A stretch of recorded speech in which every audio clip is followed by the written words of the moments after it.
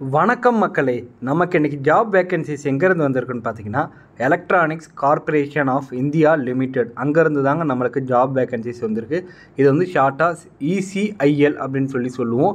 இது நிறைய பேர் கேள்விப்பட்டிருக்க மாட்டீங்க. இது வந்து டிபார்ட்மெண்ட் ஆஃப் அட்டாமிக் எனர்ஜி அதோட டிபார்ட்மெண்ட் கீழே இது வந்து வருதுங்க.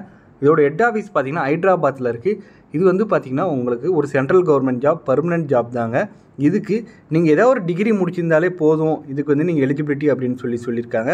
இதுக்கு எந்த ஒரு எக்ஸ்பீரியன்ஸும் தேவையில்லை, ஃப்ரெஷராக இருந்தாலே இதுக்கு எலிஜிபிலிட்டி அப்படின்னு சொல்லியிருக்காங்க. இதோட சம்பளம் அப்படின்னு பார்த்தீங்கன்னா உங்களுக்கு ஆரம்ப கட்டத்தில் 40,000 ரூபா பர் மந்த்துக்கு இருக்கும் அப்படின்னு சொல்லியிருக்காங்க. இதுக்கு 38 மாவட்டத்தை சேர்ந்த ஆண்கள் மற்றும் பெண்கள் இருபாலருமே வந்து அப்ளை பண்ணலாம். இதுக்கு பார்த்திங்கன்னா மொத்தம் 80 வேக்கன்சிஸ் அப்படின்னு சொல்லியிருக்காங்க. இதுக்கு ஃபஸ்ட்டு கம்ப்யூட்டர் பேஸ்டு டெஸ்ட், அதாவது CBTன்னு சொல்லுவோம், இது இருக்கும். இது முடிஞ்சதுக்கப்புறம் நீங்கள் எலிஜிபிலிட்டி ஆகிட்டிங்கன்னா ஷார்ட் லிஸ்ட் பண்ணி உங்களுக்கு வந்து பர்சனல் இன்டர்வியூ வச்சு கால்ஃபர் பண்ணிவிடுவோம் அப்படின்னு வந்து சொல்லியிருக்காங்க. வாங்க இதை பற்றி ஃபுல் டீட்டெயில்ஸ் பார்க்க போகலாம். அதுக்கு முன்னாடி இது போல் யூஸ்ஃபுல்லான வீடியோஸ் உங்களுக்கு வேணும்னா இந்த சேனலை சப்ஸ்கிரைப் பண்ணிக்கோங்க. இவங்க என்ன விதமான போஸ்டிங் ரெக்வயர்மெண்ட் பண்ணுறாங்க அப்படின்னு பார்த்தீங்கன்னா, கிராஜுவேட் இன்ஜினியர் ட்ரைனர், அதாவது GET அப்படின்னு சொல்லுவோம். அந்த பொசிஷனுக்கு தான் இவங்க வந்து ரெக்வயர்மெண்ட் பண்ணுறாங்க. அதாவது ECIL நிறையா டிபார்ட்மெண்ட் கீழே ஆப்ரேட்ஸ் ஆகுது. முக்கியமாக பார்த்தீங்கன்னா டிஃபென்ஸ், ஏரோஸ்பேஸ், அதுவும் ரொம்ப ரொம்ப முக்கியமான பார்த்தீங்கன்னா ஓட்டிங் மிஷின்லாம் ரெடி பண்ணுறாங்க இல்லைங்களா, அந்த டிபார்ட்மெண்ட் கீழே நிறையா அது வந்து ஒர்க் பண்ணுது அப்படின்னு சொல்லியிருக்காங்க. Solid state television, digital computers அப்படின்னு சொல்லிட்டு ஏகப்பட்ட டிபார்ட்மெண்ட்கே இவங்க வந்து ஆப்ரேட் ஆகிறாங்க அப்படின்னு வந்து சொல்லியிருக்காங்க. இதோட ஏஜ் லிமிட் அப்படின்னு பார்த்தீங்கன்னா 27 வயசு அப்படின்னு சொல்லியிருக்காங்க. நீங்கள் OBC கேண்டிடேட்டாக இருந்தீங்கன்னா 3 வருஷம் ஏஜ் ரிலாக்ஸேஷன், அதாவது 30 வயசு வரையும் அப்ளை பண்ணிக்கலாம். SC/STயாக இருந்தீங்கன்னா உங்களுக்கு 32 வயசு வரையும் அப்ளை பண்ணிக்கலாம் அப்படின்னு சொல்லியிருக்காங்க. ஜென்ரலாக இருந்தால் நீங்கள் 27 வயசு வரையும் அப்ளை பண்ணிக்கலாம் அப்படின்னு சொல்லியிருக்காங்க. இது வந்து பார்த்திங்கன்னா அவங்க வந்து டிபார்ட்மெண்ட் வைஸாக வந்து ஜாப் வேக்கன்சியை ஸ்ப்ளிட் பண்ணி கொடுத்துருக்காங்க. அதாவது ECE or electronics and telecommunication பார்த்திங்கன்னா மொத்தம் 34 வேக்கன்சிஸ் கொடுத்துருக்காங்க. E&I ஆர் இன்ஸ்ட்ருமெண்டேஷனுக்கு 2 வேக்கன்சிஸ், அடுத்தது CSE ஆர் இன்ஃபர்மேஷன் டெக்னாலஜிக்கு 18 வேக்கன்சிஸ், மெக்கானிக்கலுக்கு 16 வேக்கன்சிஸ், EEE ஆர் எலக்ட்ரிக்கலுக்கு 5 வேக்கன்சிஸ், சிவிலுக்கு 3 வேக்கன்சிஸ், கெமிக்கல் 2 வேக்கன்சிஸ், மொத்தம் 80 வேக்கன்சிஸை வந்து அவங்க டிபார்ட்மெண்ட் வைஸாக ஸ்ப்ளிட் பண்ணி கொடுத்துட்டாங்க. இதுக்கு குவாலிஃபிகேஷன் பார்த்தீங்கன்னா நீங்கள் full time 4 years full time டிகிரியாக வந்து படிச்சிருக்கணும்.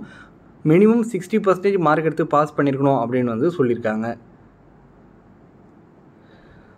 இது பார்த்திங்கன்னா உங்களுக்கு ஆல்ரெடி நான் சொன்னது தான், மாதம் 40,000லேருந்து 1,40,000 வரையும் உங்களுக்கு வந்து சேலரி இருக்கும் அப்படின்னு சொல்லியிருக்காங்க.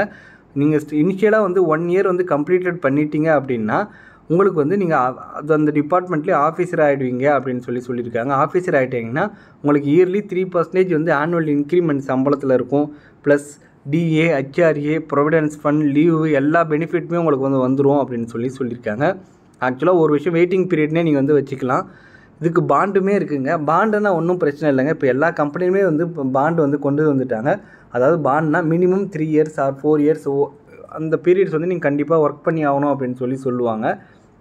இன்கேஸ் நீங்கள் அந்த பீரியட் விட்டு போகிறீங்கன்ற பட்சத்தில் அவங்க டிமாண்ட் பண்ணுற அமௌண்ட் வந்து நம்ம பேமெண்ட் பண்ணுற மாதிரி இருக்கும். இதுக்கு வந்து பார்த்திங்கன்னா அவங்க 4 இயர்ஸ் மினிமம் ஒர்க் பண்ணணும் அப்படின்னு சொல்லியிருக்காங்க. இன்கேஸ் நம்ம இதோட பெட்டரான ஜாப் கிடச்சிருச்சு, வேறு ஏதாவது பர்சனல் ரீசனுக்காக நீங்கள் போகிறீங்கன்ற பட்சத்தில் 4 லட்ச ரூபா வந்து அவங்களுக்கு அமௌண்ட் நம்ம பேமெண்ட் பண்ணுற மாதிரி இருக்கும். மேக்ஸிமம் யாரும் போக மாட்டாங்க, இது வந்து ஒரு சென்ட்ரல் கவர்மெண்ட் ஜாப்னால. அடுத்தது பார்த்திங்கன்னா அங்கே கம்யூனிட்டி வைஸாக வந்து அந்த வேக்கன்சியை ஸ்ப்ளிட் பண்ணி கொடுத்துருக்காங்க. அதாவது URக்கு 38, EWCக்கு 8, OBCக்கு 22, SCக்கு 10, STக்கு 2 அப்படின்னு சொல்லி கம்யூனிட்டி வைஸாலும் அவங்க வந்து ஸ்ப்ளிட் பண்ணி கொடுத்துருக்காங்க.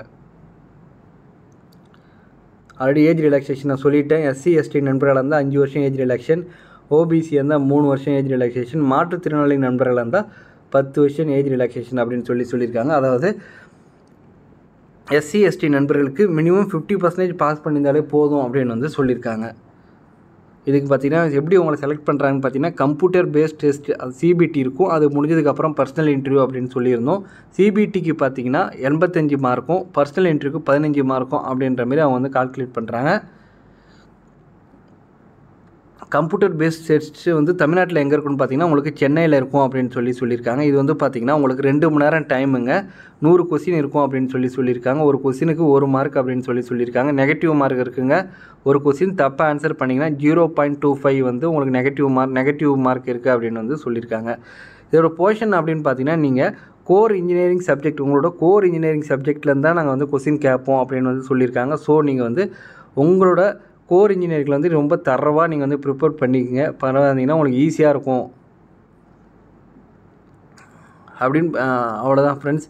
அடுத்தது அந்த இவங்களோட ஆல் டிக்கெட்டு எல்லாமே நம்ம எப்படி டவுன்லோட் பண்ணணும்னு பார்த்தீங்கன்னா அவங்களோட அஃபிஷியல் வெப்சைட் www.ecil.co.in இந்த வெப்சைட்குள்ளே போய்ட்டு கேரியர்ஸ்ன்ற இதில் போய்ட்டு நீங்கள் வந்து உங்களோட ஆல் டிக்கெட் எல்லா இதுவும் டவுன்லோட் பண்ணிக்கலாம் அப்படின்னு சொல்லியிருக்காங்க. அடுத்தது அவங்களோட பர்சனல் இன்டர்வியூ எங்கே இருக்குன்னு பார்த்தீங்கன்னா அவங்களோட ஹெட் ஆஃபீஸ் ஹைதராபாத்தில் தான் இருக்கும் அப்படின்னு வந்து சொல்லியிருக்காங்க.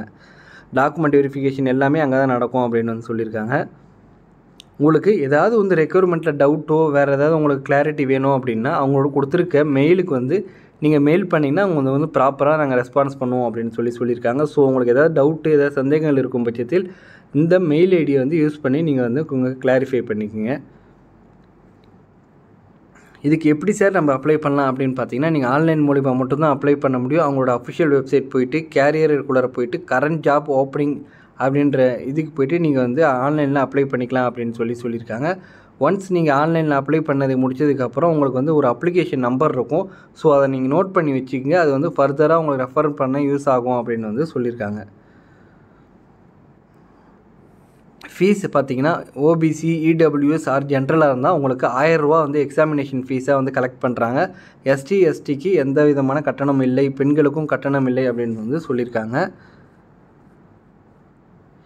இது ஆன்லைனில் அப்ளை பண்ணுறதுக்கான ஸ்டார்டிங் டேட் அப்படின்னு பார்த்தீங்கன்னா மே 16ஆம் தேதி ஸ்டார்ட் ஆகுதுங்க. லாஸ்ட் டேட் பார்த்தீங்கன்னா உங்களுக்கு ஜூன் 5ஆம் தேதி வரையும் உங்களுக்கு டைம் இருக்குது அப்படின்னு வந்து சொல்லியிருக்காங்க. அவ்வளோதான் ஃப்ரெண்ட்ஸ், இதோட இந்த வீடியோ முடியுது. இந்த வீடியோ உங்களுக்கு யூஸ்ஃபுல்லாக இருக்கும்னு நினைக்கிறேன். யூஸ்ஃபுல்லாக இருந்தால் லைக் பண்ணுங்கள், ஷேர் பண்ணுங்கள் மற்றும் உங்கள் நண்பர்களுக்குமே தெரிவிங்க. Thank you so much for your support friends.